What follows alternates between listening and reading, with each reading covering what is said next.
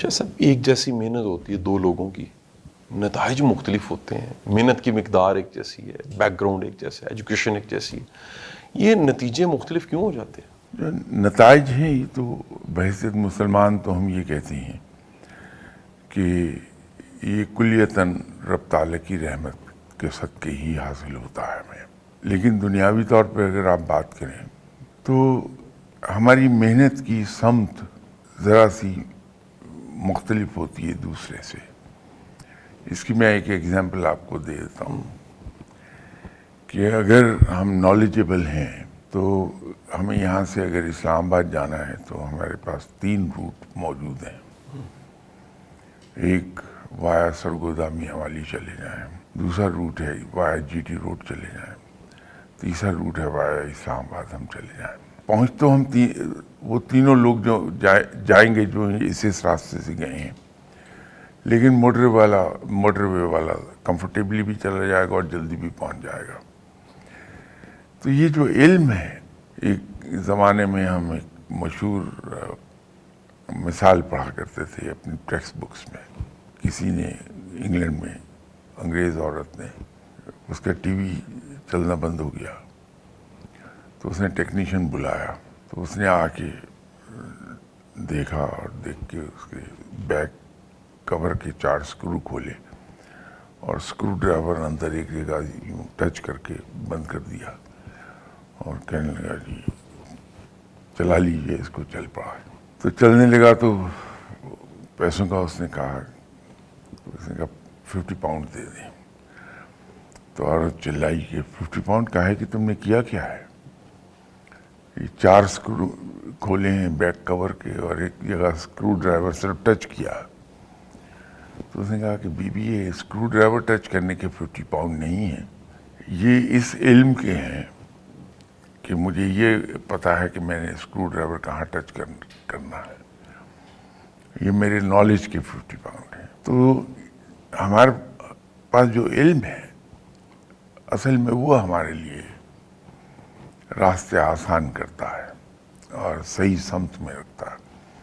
اس لیے اکثر بیشتر آپ کے ساتھ گفتگو میں بھی میں ایک بات کہا کرتا ہوں کہ علم ہمیں صحیح اور غلط میں تمیز سکھاتا اور عقل ہمیں اچھوں میں سب سے زیادہ اچھے کی تمیز سکھاتی ہے. تو علم بہت ویلیویبل چیز ہے. تو ہمیں کوشش یہ کرنی چاہیے کہ اگر ہم یہ چاہتے ہیں کہ اپنی زندگی میں کم محنت کے ساتھ زیادہ کامیابی حاصل کر لیں تو اپنے علم کو بڑھائیں. یہ جو ہمارے یہاں ہم ماں باپ کہہ رہا ہوں، میرے جیسے جتنے بھی لوگ ہیں، ہمارا ایک عجیب رویہ ہے کہ ہم یہ چاہتے ہیں کہ ہمارے بچے کے ہاتھ میں ہر وقت ٹیکسٹ بک نظر آئے، ٹیکسٹ بک کے علاوہ کوئی چیز نظر نہ آئے. یہ غلط ہے. اپنے بچے کو اگر ہم ریڈنگ ہیبٹ ڈال دیں اور اسے کتابیں پڑھنے دیں، آف کورس ایک گائیڈنس اس پر رکھیں، بچے کو گائیڈنس پرووائڈ کرتے رہیں کہ کس قسم کی کتابیں پڑھنی چاہیے تاکہ وہ کوئی سب سٹینڈرڈ بکس کی طرف نہ نکل جائے. ایسی کتابیں جن کو نہیں پڑھنا چاہیے وہ پڑھنا شروع ہو جائے. تو اس کو ہم پڑھنے دیں. ہر طرح کی کتابیں، آرٹیکلس، پیپرز، میگزینس.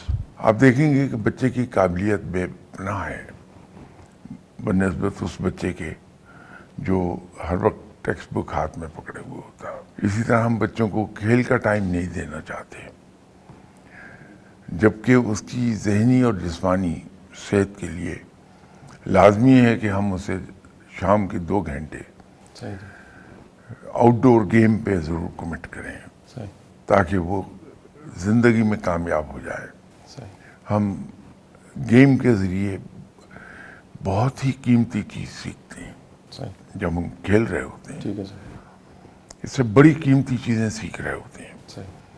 ایک تو یہ ہے کہ ہمارے اندر اسپورٹس مین اسپرٹ پیدا ہوتی ہے.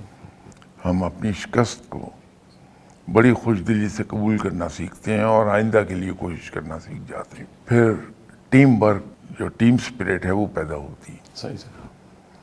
اور تیسری جو چیز ہے وہ ہے کہ ہمارے اندر ایک ڈسپلن آتا ہے. تو ایسی یہ ویلیویبل چیزیں ہیں جو ہماری زندگی میں ہمیں بہت کامیاب کر دیں گی. صحیح.